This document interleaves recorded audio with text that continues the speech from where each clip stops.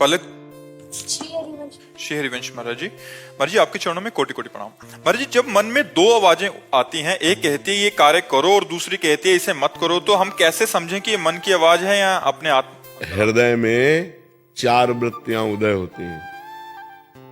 एक निश्चय करने की जिसे बुद्धि कहते हैं, एक संकल्प विकल्प करने की जिसे मन कहते हैं, और एक चिंतन करने की जिसे चित्त कहते हैं, और एक कर्ता और भोक्ता भाव की मैं ये करूंगा, मैं ऐसा भोगूंगा, उसे अहंकार कहते हैं। उसे अंतःकरण चतुष्टय कहते हैं। मन, बुद्धि, चित्त, अहंकार।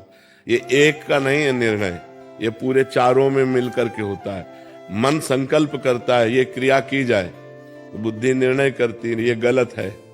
अब मन जोर पड़ गया तो बुद्धि को अधीन करके क्रिया करवा लिया। क्रियाओं के साथ ज्ञानेंद्रियां और कर्मेंद्रियां भी लगी हुई है। पूरा जाल बिछा हुआ है। ये किसी एक के द्वारा नहीं होता कि मन करवा लिया।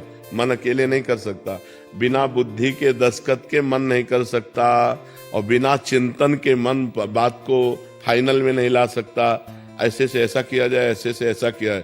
चित्त ने चिंतन किया, मन ने संकल्प किया, बुद्धि ने निश्चय किया, अहंकार ने कर्ता भाव से स्वीकार किया, तब क्रिया होती है।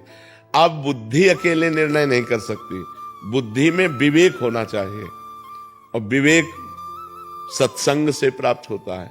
बिन सत्संग विवेक न होई, और राम कृपा बिनु सुलभ न सोई। भगवान की कृपा के बिना सत्संग नहीं मिलता, और सत्संग के बिना विवेक नहीं होता। बुद्धि तो सबके पास है पर विवेक नहीं है। होए विवेक मोह भ्रम भागा, जे ही विवेक होगा नहीं, बिल्कुल ब्रेक ऐसी लगेगी कि 1 इंच भी हमारी शरीर रूपी गाड़ी गलत मार्ग में नहीं जाएगी। तो हमें विवेक उत्पन्न करना है बुद्धि में। बुद्धि तो सबके है, बहुत तीव्र बुद्धि है। छोटे छोटे बच्चों में बड़ी तीव्र बुद्धि है, पर विवेक नहीं है। विवेक ना होने के कारण, सत असत का ज्ञान ना होने के कारण, वो असत क्रियाओं में ही बुद्धि बढ़ती चली जा रही है। तो नाम जप करो, सत्संग सुनो, शास्त्र स्वाध्याय करो, और जो गंदे आचरण जानते हैं कि ये गंदा आचरण है उसका त्याग करो, तब तुम्हारी बुद्धि शुद्ध हो जाएगी। तब तुम्हें पता चलेगा ये मन की मांग है या मेरी मांग है। जो मन की मांग असत है उसे छोड़ दो, और जो अच्छी बात कह रहा है उसकी बात मान लो। मन सदैव गंदी बात ही नहीं कहता, मन कभी अच्छी बात भी कहता है। अच्छी बात कह रहा है तो उसकी बात मान लेते हैं, बुरी बात कहता है तो नहीं मान लेते हैं। इसकी क्षमता चाहिए। मन ऐसा नहीं कि तुम कह दिया हम नहीं मानते तो छोड़ देगा, नहीं। प्रमथन स्वभाव का तुम्हारे अंदर ऐसा मतेगा कि तुमको वही करना पड़ेगा जो वो चाहेगा, एकदम अशांति पैदा कर देगा। उस समय चाहिए राधा राधा राधा।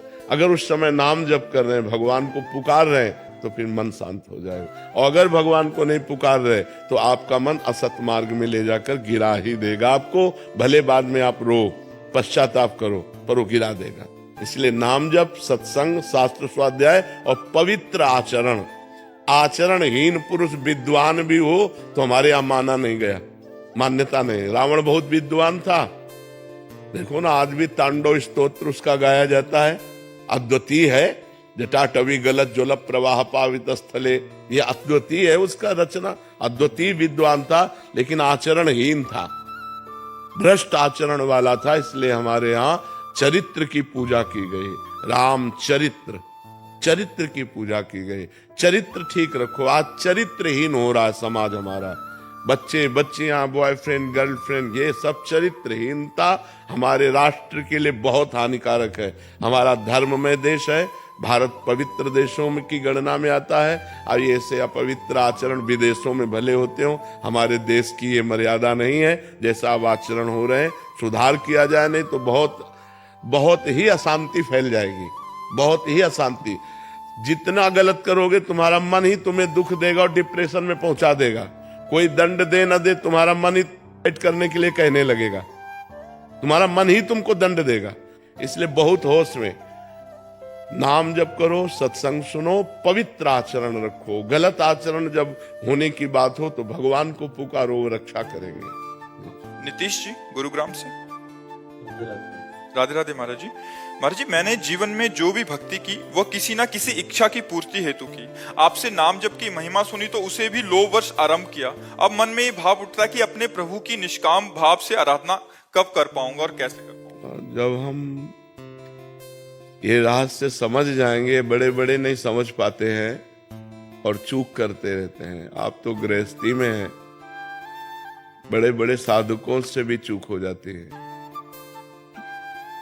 हम जब कोई कामना करते हैं, कोई संकल्प करते हैं तो अज्ञान ही होता है। परोपकार का संकल्प करते हैं तो ये भी अज्ञान है। समझ में आएगा तब जब हमें शुद्ध ज्ञान हो जाएगा। सबसे बड़ा परोपकार है अपने को संकल्प रहित कर लेना, अपने को कामना रहित कर लेना। क्योंकि सामने चराचर जगत में एक सच्चिदानंद भगवान के सिवा कोई नहीं है। बहुनाम जन्मनावंते ज्ञानवान माम प्रपद्यते वासुदेवा सर्वमित समात्मा सुदुर्लभा। वासुदेव का क्या उपकार करोगे? वासुदेव ही स्वयं सब रूपों में बना, ये तुम जान लो, यही तुम्हारा उपकार हो जाएगा। भगवान ही चराचर जगत में अपना रूप धारण किए हुए विराजमान है। वो अपने आप का सृजन कर रहा है, अपने आप का पालन कर रहा है, अपने आप का संहार कर रहा है। ये तुम जान लो, यही परोपकार हो जाएगा। इस परोपकार शरीर का, अब ये दोबारा जन्म न ले, ये परम पद को प्राप्त हो जाए। क्या कामना करोगे? रुपया जितना एकत्रित होगा मरने के बाद 1 रुपया जाएगा क्या? शरीर जाएगा क्या? संबंधी जाएंगे क्या? यहाँ का जितना भी पद प्रतिष्ठा जाएगा क्या? विवेक वही है जो परिणाम को देखता है। विवेक वही है जो परिणाम को देखता है। अविवेक वही है जो वर्तमान के भोग को देखता है। तो जब नाम जप करोगे और सत्संग सुनोगे तो विवेक का प्रादुर्भाव होगा। विवेक मोह का नाश करेगा और मोह ही समस्त भोगों की लालसा की जड़ है। मोह ही आवागमन की जड़ है। मोह मूल बहुशूल प्रद त्यागो तम अभिमान भजो राम रघुनायक कृपा सिंधु भगवान। जब तक मोह का त्याग नहीं होगा तब तक नहीं। संकल्पों का त्यागी ही ज्ञानी है, भक्त है, योगी है। कोई संकल्प नहीं। यंत्रवत शरीर से गुणानुगुण वर्तनते, चेष्टाएं हो रही, लेकिन संकल्प का त्यागी जब तक नहीं है तब तक बंधन है। संकल्प का बंधन है। किस बात का संकल्प? एक परमात्मा ने संकल्प किया, उसी संकल्प में आप अपना संकल्प मिला दीजिए। एकोहम बहुश्यामा। उस परमात्मा ने संकल्प किया, एकोहम बहुश्यामा, मैं एक बहुत रूपों में हो जाऊं, वही तुम हो, तत्त्वमसि। किस बात का संकल्प? कैसा संकल्प? क्या परोपकार? क्या उद्धार? खेल हो रहा है, आप प्रश्न कर रहे हैं, इधर से उत्तर हो रहा है। वही प्रश्न करता है, वही उत्तर देने वाला है। केवल द्वैत की लीला हो रही है। विराजमान तो एक है, एको ब्रह्म द्वितीयो नास्ति। दूसरा कोई है नहीं, किसको उपदेश करे? जैसे प्रश्नकर्ता लीलावत प्रश्न कर रहा है, ऐसे उत्तर के रूप में भी लीलावत उत्तर हो रहा है। लेकिन प्रश्नकर्ता और उत्तरकर्ता दोनों एक ही है। किंचन मात्र भी अंतर नहीं है। वही परमात्मा प्रश्न करता है, वही परमात्मा उत्तर दे रहा है। बस केवल लीला द्वैत की हो रही है। तो जब तक कामनाएं हैं, संकल्प हैं, तब तक परमात्मा साक्षात्कार नहीं है। किसी भी सिद्धांत से चलोगे तो कामना और संकल्पों का त्यागी ही सन्यासी है, योगी है, भक्त है, प्रेमी है। हमारा कोई संकल्प नहीं, हमारी कोई कामना नहीं। प्रभु इस शरीर से जो चेष्टा करा रहे हैं वो निमित्त मात्र केवल है। केवल चेष्टा हो रही, संकल्प नहीं। प्रभु जगत उद्धार की चेष्टा करा रहे हैं, प्रभु जगत को सुख देने की चेष्टा करा रहे हैं। वो करा रहे हैं, यंत्रवत शरीर से हो रहा है। मैं करता नहीं हूं। और जब संकल्प होता है तो मैं करता होता है, और जब करता होता है तब अज्ञान होता है।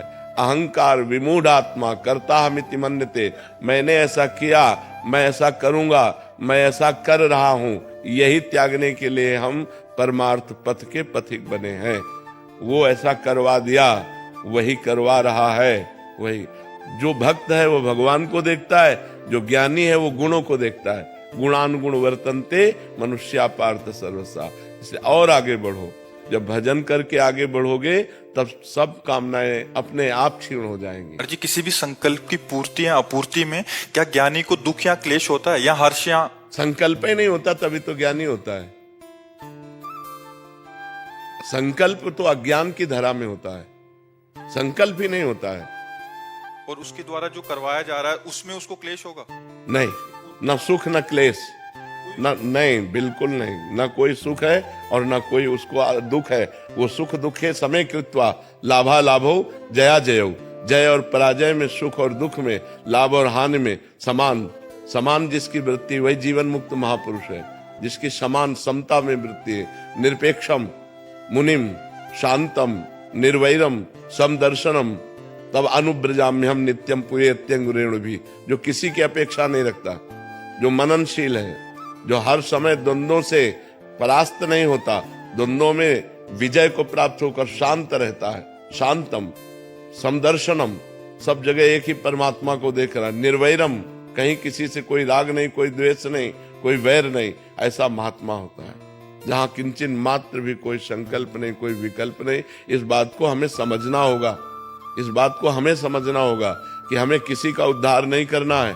सब भगवान विराजमान है, ये हमें देखना है। सब ब्रह्म विराजमान है, ये हमें देखना। सर्वम खलमिदम ब्रह्म ने नानास्ति किंचन, इनका उद्धार नहीं करना है। कब हमारी दृष्टि ऐसी हो जाती है कि ये सब इनका उद्धार करेंगे? जब स्थूल सूक्ष्म कारण तीनों शरीरों का त्याग हो जाता है। जीते जी जीवन मुक्त, देह सहित होने पर भी देह रहित विदेह, तब ये संसार चक्र से मुक्त हो जाता है। इसमें डट के भजन की आवश्यकता है, एकांत सेवन की आवश्यकता है। अपनी नाम प्रतिष्ठा और समाज प्रियता से बच करके जो एकांत सेवन करता है वही इस रहस्य को जान पाता है, नहीं इसी में फंसा रहता है। समाज उद्धार नहीं हो रहा है, समाज उद्धार पहले ही हो चुका है। ये सब भगवान है। हमको अपनी दृष्टि में भक्त देखता है। उमा जे राम चरण रत विगत काम मद कोह निज प्रभुमय देखें जगत। ये हमारी दृष्टि है, हमारी दृष्टि। निज प्रभुमय देखें जगत कैसन करे विरोध। मेरा प्रभु ही सब रूपों में। तो बोले फिर ये क्या कर रहे हो? कराया जा रहा है, ये हो रहा है। एक लीला विनोद हो रहा है। जैसे उसकी लीला से सृजन हो रहा है, पालन हो रहा है, संहार हो रहा है, ऐसे उस लीला पूर्वक वो यहाँ से उपदेश दिलवा रहा है। उनको सामने वाले कह रहे हमें बड़ा लाभ मिल रहा है। ये केवल एक लीला विनोद है। लाभ क्या? वो सच्चिदानंद परमात्मा सिय राम में सब जग जानी, करो प्रणाम जोरी जुग पानी। जब तक हमारे अंदर संकल्प विकल्प है तब तक हमें सावधान रहना चाहिए। अभी हमने त्रिगुण का वाद नहीं किया। जब तक त्रिगुण का बाध नहीं होगा तब तक परमात्मा स्वरूप में स्थिति नहीं होगी।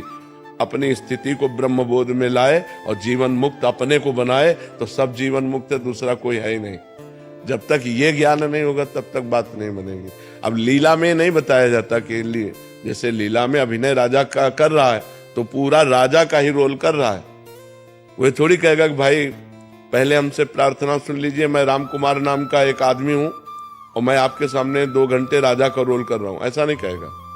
वो सीधे राजा के अदब से आएगा, तभी तो समाज को आकर्षित करेगा। ऐसे यहाँ रोल हो रहा है। कोई पापी का रोल कर रहा है, कोई पुण्यात्मा का रोल कर रहा है, कोई उपदेशक का रोल कर रहा है, कोई उपदेश सुनने का रोल कर रहा है। वो एक ही परमात्मा है। वासना वासुदेवस्य वासितम भुवनत्रयम सर्वभूत निवासोस्मि वासुदेव नमोस्तुते। वो एक वासुदेव परमात्मा विराजमान है। जब तक ये ज्ञान नहीं हुआ तब तक वो अज्ञानी है। मत्ता परतरम नान्यत किंचिदस्ति धनंजय।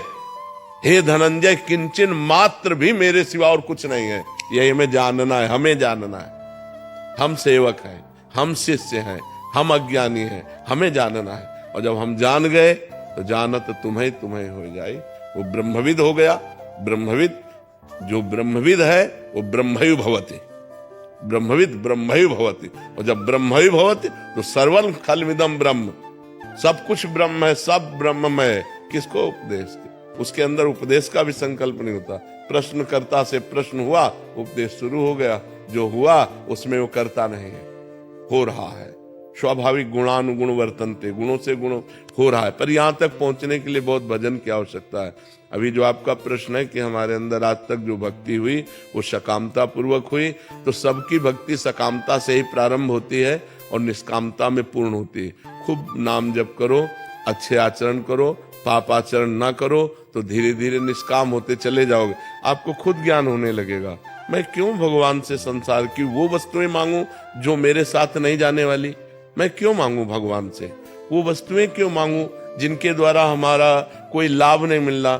अभी मैंने भगवान से मांगा कि हे नाथ मेरा एक काम बन जाए, और शाम के मर गए। तो हम ये मांगते कि हे नाथ आप मिल जाते, आपका भजन बन जाए। हे नाथ मैं ऐसा समय हमें दो कि अभी तक तो मैं प्रपंच में व्यतीत करता रहा, अब मैं आपका भजन कर लूं, अब आपको पुकारूं, आपका चिंतन करूं। प्रभु मेरे को वो क्षमता दीजिए जिससे मैं आपके संतों की सेवा कर सकूं, आपके भक्तों के संग कर सकूं, आपका नाम जप कर सकूं और आपके लिए अपने कर्तव्य कर्म को करूं। किसानी, व्यापार, नौकरी, समाज सेवा, चाहे जिस पद में हो, चाहे जो जिस नेता पद में हो, वो सब समाज सेवा है। वो भगवत भक्ति के भाव से करे तो वो भगवान को ही प्राप्त होगा। जब युद्ध करते हुए भगवान को प्राप्त हुआ जा सकता है तो सेवा करते हुए क्यों नहीं। मां मनुष्मर युद्ध च भगवान करे, मेरा स्मरण करते हुए युद्ध। तो युद्ध का तात्पर्य अपने कर्तव्य का पालन पोषण। भगवान अगरबत्ती वाली पूजा से उतना प्रसन्न नहीं होते जितना समाज सेवा से प्रसन्न होते हैं। यदि आप अपनी बुद्धि को शुद्ध रखें और जो आपको अधिकार मिला है, सबको अधिकार मिला है, जैसे कोई किसी का पुत्र है, कोई किसी का पति है, कोई किसी का भाई है, तो ये अधिकार ही तो है। हम अपने भाई से कैसा व्यवहार करें।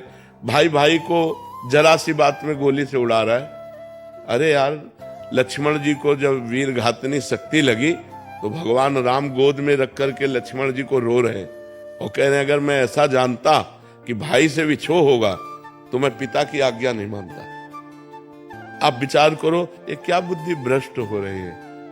भगवान से विमुख होने पर देखो कैसे पत्नी पति के साथ दुर्व्यवहार कर रही, पति पत्नी के साथ दुर्व्यवहार कर रहा है, बेटा माता पिता का अपूज्य भाव से असम्मान करता है।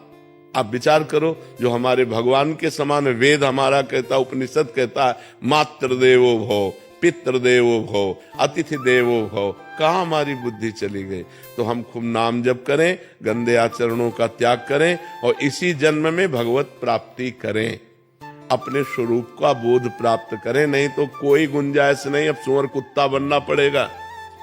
अगर मनुष्य जन्म प्राप्त होकर आपने भजन नहीं किया और केवल कामनाओं में ही फंसे रहे तो पक्का समझ लो नाली का कीड़ा, सुअर कुत्ता, भूत प्रेत क्या बनना पड़े कुछ पता नहीं। हम ही लोग बने, कोई दूसरा नहीं बना। इसलिए होश में रहो, मनुष्य जीवन देव दुर्लभ है, इसको भगवत प्राप्ति के द्वारा पूर्णता करो। मनुष्य जीवन का परम लाभ भजन है, जितना भजन करोगे उतना ही आनंद में रहोगे। विनीता राठौड़ जी जयपुर से।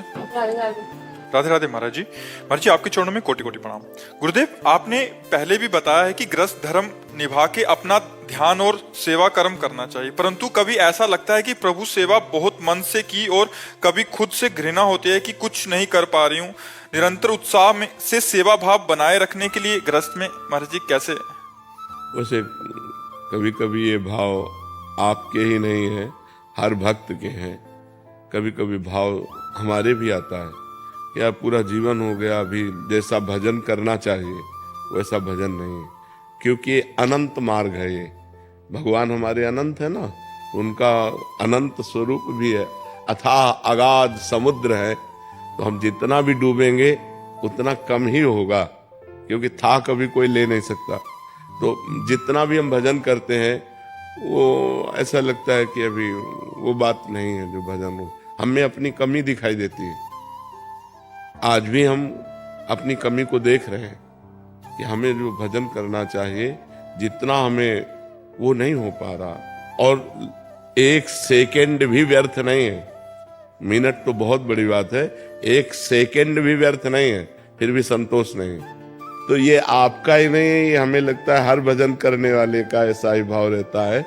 पर उत्साह पूर्वक भगवान की सेवा करने का जो भाव है ना, जैसे रसोई बना रही हो तो नाम जप करते, मेरे प्रभु को ये सब्जी, मेरे प्रभु को ये कढ़ी, मेरे प्रभु को ये रोटी, मेरे प्रभु को, उन भाव उत्साह करके अब भोग लगा दिया, गरम गरम एक एक रोटी पहुंचा रहे हैं और भाव से देख रहे हैं, प्रिया प्रीतम पा रहे हैं, सखी पवा रही है, ऐसे भाव करने का भाव है। नाम जप करो, इसी से भाव बढ़ जाएगा। जितना हृदय पवित्र होगा उतने भाव बढ़ता जाएगा, और जितना भाव बढ़ेगा उतना ही सुख मिलेगा, लेकिन इसमें कभी पूर्णता नहीं है। प्रेम सदा बढ़िवो करे, ज्यो शशिकला प्रवेश, पै आमे पूनो नहीं, ताते कबो न शेष। प्रेम में कभी पूर्णिमा नहीं होती कि अब मुझे पूरा प्रेम प्राप्त हो गया, क्योंकि वो अगाध समुद्र है, इसलिए सदैव पिपासा बनी रहती है कि भजन की, सेवा की, रूप दर्शन की, भगवान के प्रति समर्पण की। समर्पित होते हुए भी समर्पण की भावना रहती कि मैं वैसा समर्पित नहीं हूँ। बड़े बड़े समर्पणकारी जो भक्त हुए वैसी मेरी स्थिति नहीं है, और ये भगवान की कृपा है यदि ऐसा बना रहे, क्योंकि नहीं तो अहंकार आ जाएगा कि मैं खूब ठाकुर सेवा करता हूँ, खूब भजन, और अहंकार आ गया तो सब धूल दूसरित हो गया। तो भगवान कृपा करके भक्त के अंदर ये भाव देते कि कभी कभी एकांत में रोता है, भजन हो रहा है, सेवा हो रही, पर वो असंतुष्ट होकर रोता है कि प्रभु कब हमको ऐसा भजन मिलेगा, ऐसी साधना मिलेगी। अपने से बड़े महापुरुषों का चिंतन होता है तब रोना आता है कि उनका कैसा प्रेम था, कैसे भगवान को दुलार करते थे, और हमारा कहाँ ऐसा प्रेम है। और ये भगवान की कृपा है, ऐसे भावना भगवान की कृपा से आते हैं, नहीं तो अहंकार हो जाएगा कि फिर नीचे देखने की बात आएगी। देखो एकदम भजन नहीं करते, हम तो कुछ भजन करते हैं, तो देखो एकदम ठाकुर सेवा। और जब कृपा होती तब ऊपर अपने से बड़े महापुरुषों का चिंतन होता है कि देखो मीराबाई की क्या भक्ति थी, करमैठी बाई की क्या भक्ति थी, मेरी क्या भक्ति है। वो अपने को छोटा देखकर भगवान के लिए जब रोता है तो भगवान की कृपा होती है। आस्था जी पटना से। श्री हरिवंश महाराज जी। महाराज जी, हमारे माई श्यामा जी को राज में माई का क्या संदर्भ है? सखी। निकुंज में सखी को संबोधन किया था, जैसे एरी सखी, ए माई, माई का संबोधन सखी है। देखो माई सुंदरता की सीमा, ए सखी देखो हमारी स्वामिनी जो सुंदरता की सीमा है। सखी संबोधन उसी को माई कहा गया। देखो माई सुंदरता की सीमा। दूसरा पद, देखो माई अबला के बल राशि, अति गज मत निरंकुश मोहन, निरखी बंधे लट पासी। देखो माई अबला के बल राशि। तो माई शब्द का मतलब होता है सखी, सखी संबोधन है। तो जो हमारे माई श्यामाजू को राज, हमारे सखी जू श्यामाजू को राज, माई का संबोधन सखी। हम सखियों का जो स्वामित्व है वो लाडली जू से है। राहो को काहू मने दिए, मेरे प्राणनाथ श्री श्यामा, शपथ करो तुझे। कोई कहीं भी मन लगाओ, लेकिन मेरे प्राणनाथ, हम सखियों के प्राणनाथ श्री श्यामा जी हैं। इसलिए माई शब्द का संबोधन सखी, सहेली, माई, ये सब एक ही शब्द के पर्यायवाची शब्द हैं। यशपाल सिंह जी। महाराज जी, आप कह रहे हैं कि आप यहीं राधा वल्लभ जी प्रांगण में इनकी ड्यूटी लगती है, वहां कभी कभी महाराज जी बहुत ज्यादा भीड़ हो जाती है, तो व्यवस्था को संभालने के लिए थोड़ी सख्ती करनी पड़ती है और थोड़ा खींच के या धक्का मार के बाहर निकालना पड़ता है। महाराज जी कई बार मतलब मन को बाद में बहुत ठेस होती है, कहीं ये पाप तो नहीं कर रहा मैं, क्योंकि नहीं, आप व्यवस्था ठीक करने के लिए कर रहे हैं, किसी को कष्ट ना हो जाए आप इसलिए कर रहे हैं, तो कोई अपराध नहीं है। क्योंकि किसी को कष्ट ना हो जाए, मान लो बहुत प्रकार से उद्दंडता करने वाले भी लोग आते हैं, अगर नहीं उद्दंडता कर रहे हो, बहुत देर से खड़े हैं, भीड़ है, तो दूसरे लोगों को आना है, दूसरे लोगों को भी दर्शन करना है, उनको हटाना ही पड़ेगा, आपकी ड्यूटी है, वो कोई आपका अपराध नहीं है।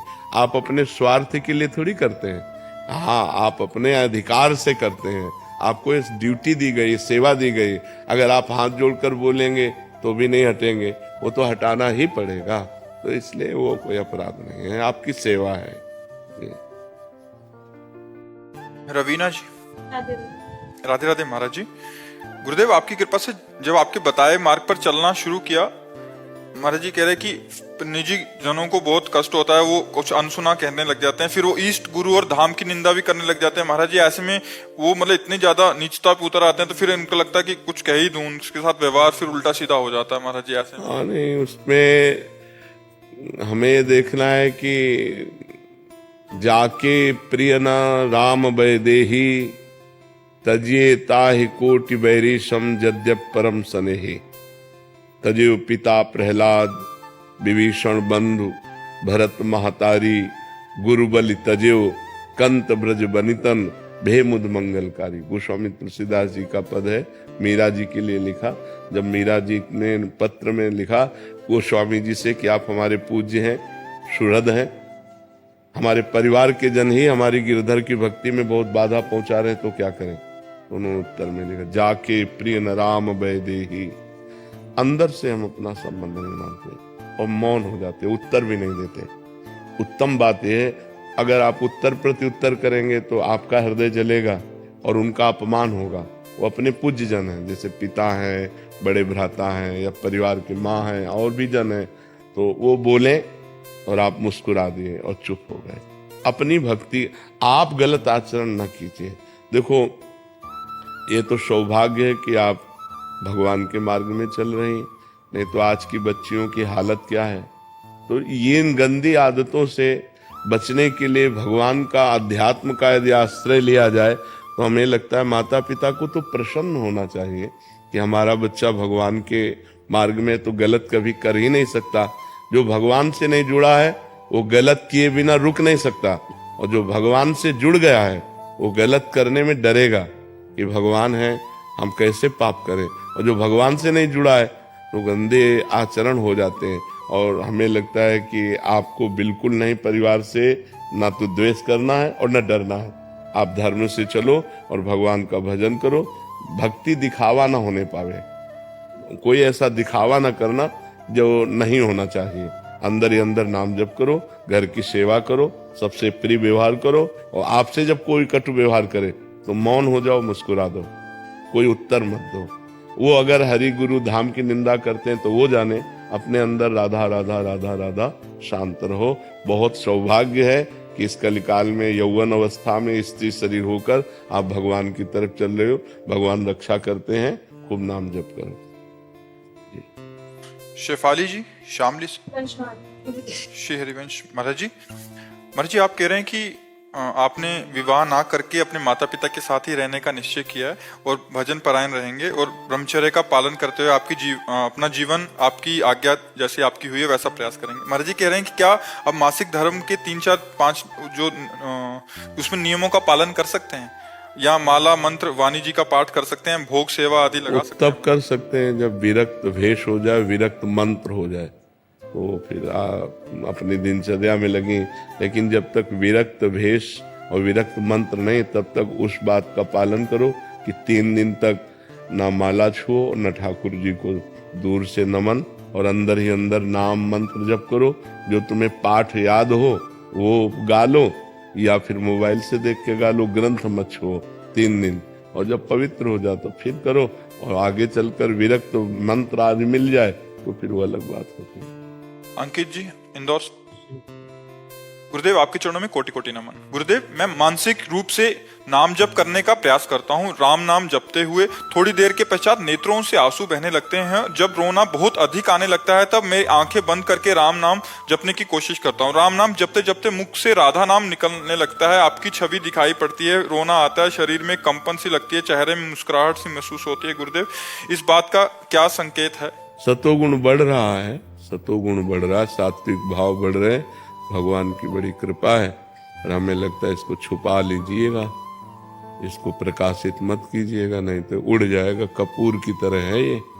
जो सात्विक भाव है, भागवतिक भाव, ये कपूर है। कहीं ना, मतलब यहाँ तो ठीक है, आप अपनी बात पूछ लिए, इसके बाद मान लो आप कभी रो रहे हैं तो आपसे कोई देखा कि आप क्यों रो रहे हैं, तो आपको उल्टा बोलना है, हमारा माथा दर्द कर रहा है आज, हमारा मन सुन। ये नहीं कहना कि मैं भगवान राम का नाम ले रहा हूँ, राम नाम अंकित कर रहा हूँ, राम नाम लेने से मुझे रोना आ रहा है, ऐसा कभी नहीं होना चाहिए। इसे छुपाओ। ये बड़ी कृपा से जन्म जन्मांतरों के पुण्य जब एकत्रित होते हैं तब ऐसा हृदय होता है कि हम भगवान का नाम लेते हुए रोएं, हम भगवान का मानसिक चिंतन करें। ये तो बहुत कृपा है। इसे चुपचाप छुपा लो, यही आगे चल करके आपकी उन्नति का कारण बन जाएगा, अध्यात्म की उन्नति का। और जब अध्यात्म की उन्नति हो गई तो लौकिक तो ये तो ब्याज में हो जाएगी, ये तो ब्याज में हो जाएगी। ठीक है।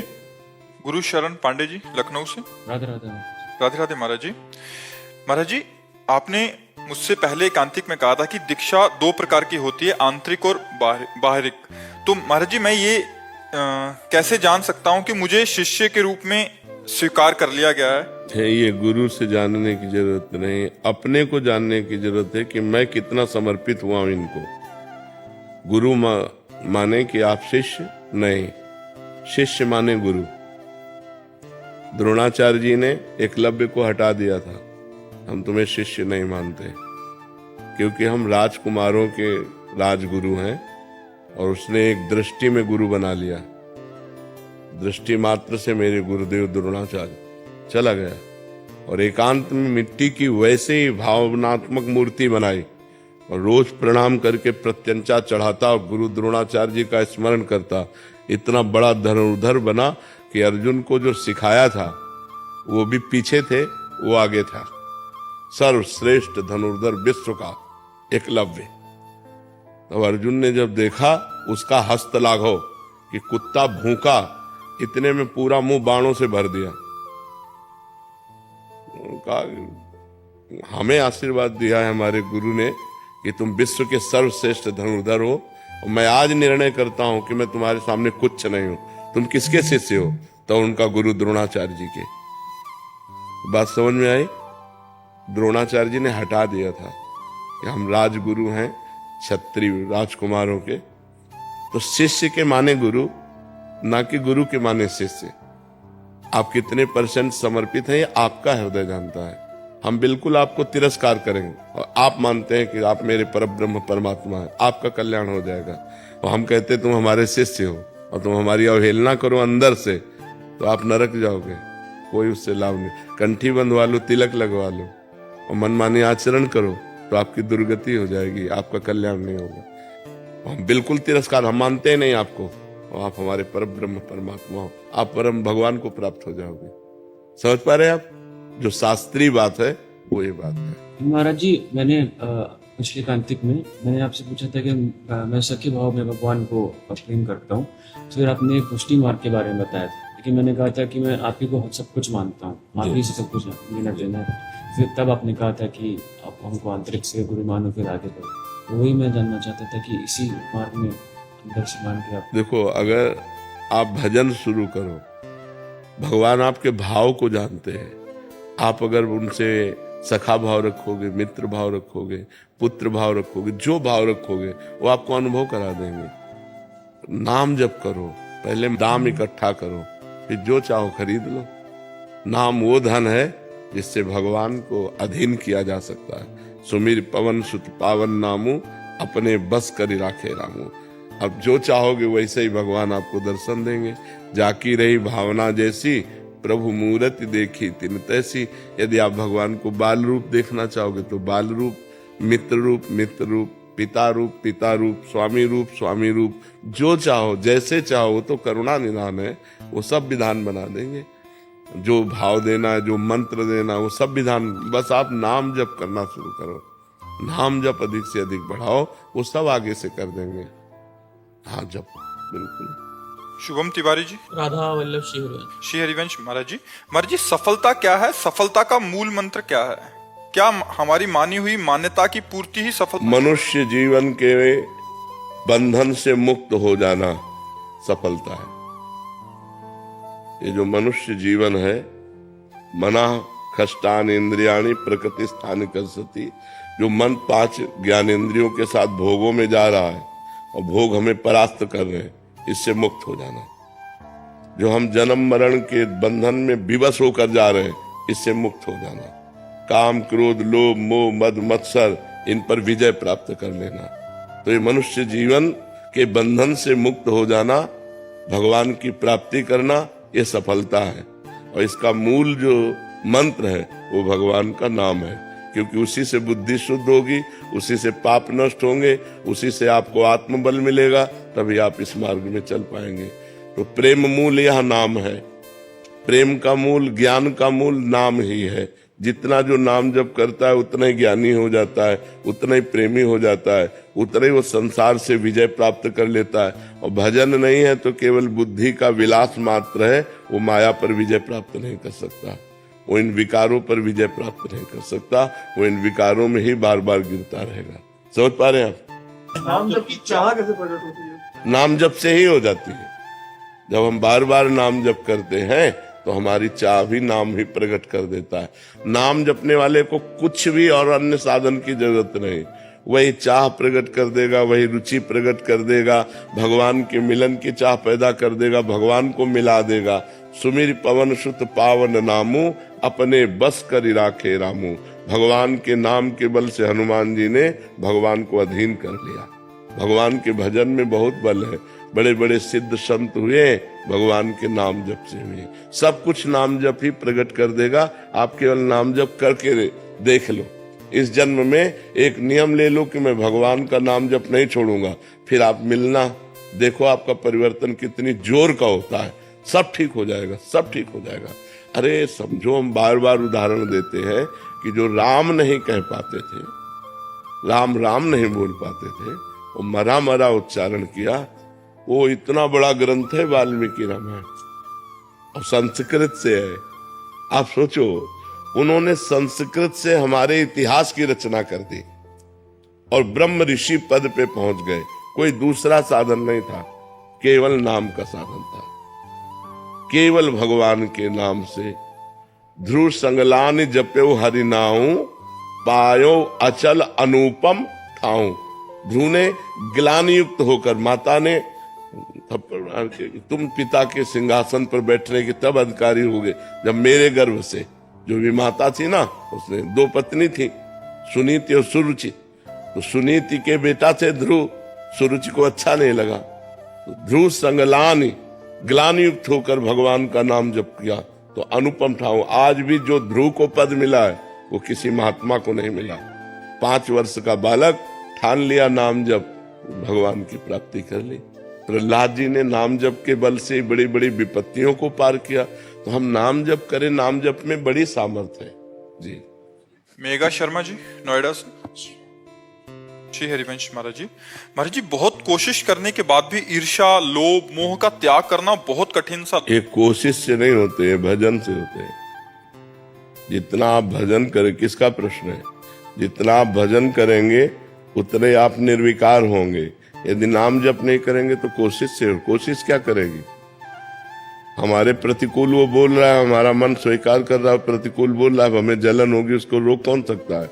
अगर भजन हो रहा है तो हमारी बुद्धि काम करेगी कि मेरे किसी पूर्व पाप का प्रायश्चित कराने के लिए भगवान इसको निमित्त बनाए हैं। एक कटुवचन बोलकर मेरे पापों का नाश कर रहा है, इसमें इसका तो कोई दोष है नहीं, हम उसको सह लेते हैं। जब हमारे अंदर विवेक जोरदार होता है तो हम सह लेते हैं, और जब विवेक जोरदार नहीं होता तो हम उसी में डूब जाते हैं। हम या तो उसको गाली देने लगेंगे या उसका बुरा मनाने लगेंगे, हमारा हृदय जलने लगेगा। ईर्ष्या, हमसे आगे निकला जा रहा है, अरे उसका पुण्य है, उसने प्रयत्न किया है, उसने तपस्या की है तो आगे वो निकला जा रहा है। हम खुद भजन करें, हम उससे आगे निकल जाएंगे, ईर्ष्या करने की जरूरत क्या है। तो बहुत से ऐसे विकार हैं जो बिना भजन के नष्ट नहीं होते। इसलिए नाम जप करो और सत्संग सुनो, तो उससे परिवर्तन हो सकता है। अपनी कोशिश काम नहीं करेगी इसमें। महाराज जी, नाम जप करते हैं, उसमें जब उन्नति नजर आती है तो फिर उसका भी घमंड हो जाता है महाराज जी। वो भी ठीक हो जाएगा नाम जप से ही। नाम जप ही करते रहिए, इसकी दवाई भी है। हाँ, नाम जप ही दवाई है। नाम जप, सत्संग जरूर सुनते रहिए, क्योंकि जब हमको लगता है कि हम 10 माला जपते हैं, जब 100 माला जपने वाले की बात हम सुनते हैं तो 90 का घाटा में नजर आता है, तो अहंकार क्यों होगा। जब हम सत्संग सुनते हैं तो बड़े बड़े संतों के चरित्र बात बड़े बड़े भक्तों के चरित्रों की बात जब आती है, उनका जब भजन हम देखते हैं तो हमारा भजन क्या है उनके सामने। तो भजन का अहंकार नष्ट हो जाता है भक्त चरित्र सुनने से, सत्संग सुनने से, महापुरुषों के पावन चरित्रों को पढ़ने से हमारा भजन का अहंकार। और अगर ना भी पढ़ो तो भजन ही अहंकार को नष्ट कर देगा। तुम्हारे हृदय में जलन होने लगेगी कि मेरे से ऐसा क्यों हो रहा है, कि मेरे से एक बड़े भक्त हैं, मैं ऐसा क्यों कर। तो वो अंदर ही अंदर नाम जप आपके हृदय में जो अहंकार उत्पन्न होगा उसको गला देगा। पर बहुत डट के नाम जप होना चाहिए, खूब डट के नाम जप करो, अधिक से अधिक संख्या में गिन के करो। आजकल तो काउंटर चल गया, बड़ी सुविधा है, माला घुमाने की भी जरूरत नहीं, अंगूठी की तरह पहने राधा राधा राधा राधा राधा राधा राधा राधा खूब एकत्रित करो नाम, देखो उसी से आनंद आ जाएगा। पहले शर्म लगती है ना, माला झोली ऐसे जैसे ऑफिस जाने वाले नए बच्चे ऐसे, तो अंगूठी की तरह आता है, उसको पहन लो, कोई जानेगा ही नहीं, अपना धीरे धीरे नाम जप कर रहे हैं, वो अच्छा रहता है नाम जप की संख्या बढ़ाने में। जैसे ये बच्चा पहने तो है, ये अंगूठी की तरह पहले ये देखो, अब अपना नाम जप चल रहा है, तो इसमें संख्या नोट हो जाती है, तो और उत्साह बढ़ता है कि यार 10,000 नाम हो गए, 20,000 नाम हो गए, कल हमने 25 जपा था, आज हम 30 जपेंगे। तो इससे हमारी नाम में, और ये पक्की बात हमारी आप मान लो, भाव से, कुभाव से, श्रद्धा से, अश्रद्धा से, जैसे भी नाम जप करोगे आपका परम मंगल होगा। और जहाँ कोई साथ नहीं देने वाला होगा वहां नाम साथ देगा, पक्का विचार मान ली। यहाँ कोई प्यार नहीं करता, कोई प्यार नहीं करता। अगर प्यार करता है तो रुपए को प्यार करता है, प्यार करता है तो हमारे शरीर को अपने योग्य देखकर प्यार करता है, हमारे पास कुछ है जिसके कारण वो प्यार करता है, नहीं कोई प्यार नहीं करता। तो प्यार कौन करता है, यहाँ कौन प्यार करता है, सब ड्रामा। तब लगता है कि संसार एक ड्रामा है, तुम्हारे पास रुपया ना हो, तुम्हारा शरीर काम लायक ना हो, तो कोई तुम्हें पूछेगा नहीं। अगर तुम रोकोगे भी ना 2 मिनट की बात कर लो, तो कहेगा हमारे पास समय नहीं बात करने। सत्यता में प्यार कोई नहीं करता। प्यार अगर करने वाले हैं तो एक भगवान है। तो हम इसीलिए कहते हैं नाम जप करो, हर परिस्थिति में वो जगत का मालिक जब तुम्हारा सहयोग देगा तो कोई तुम्हें परास्त नहीं कर पाएगा। यहाँ तो सब नाटक चल रहा है, जरा सा स्वार्थी के लिए भाई भाई की हत्या कर रहा है, अपनी वासनाओं की पूर्ति के लिए पति पत्नी की हत्या कर रहे, पत्नी पति की हत्या कर। क्या संसार में प्यार है? प्यार तो एक मात्र भगवान से, वही रक्षा करेंगे, नहीं कोई भरोसा नहीं है कि कौन हमारा है। यहाँ संसार एक ऐसा भयावह दृश्य है कि यहाँ पता ही नहीं लगता कि हमारा है कौन। चीजें अनुभव से समझ आती हैं, पर जब तक अनुभव होता है तब तक बहुत देर हो चुकी है। ऐसा लगता है कि इससे ज्यादा कोई प्रेम ही नहीं करता, और जब तक उसकी हकीकत समझ आती है तब तक तो भगवान का नाम, भगवान ही एक ऐसे प्रेमी है जो हर परिस्थिति में प्यार करते हैं, हर परिस्थिति।